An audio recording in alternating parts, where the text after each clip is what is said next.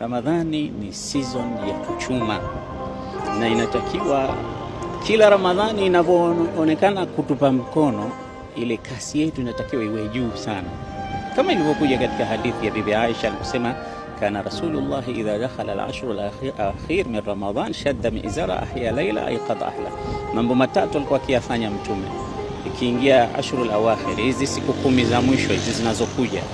Mtume alikuwa akikesha, akiamsha watu wake, na yeye mwenyewe akijipinda sawa sawa katika kufanya amali kuliko ilivyokuwa mwanzo wa Ramadhani.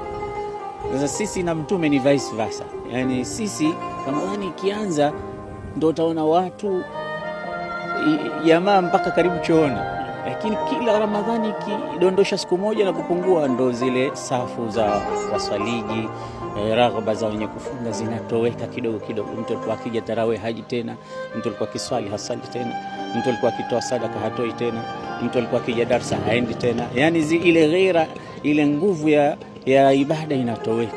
Na Mtume ndio alikuwa mwanzo alisema Ramadhani inakwisha, ndio sasa inabidi nifanye kazi. Kwa hiyo tumwige Mtume.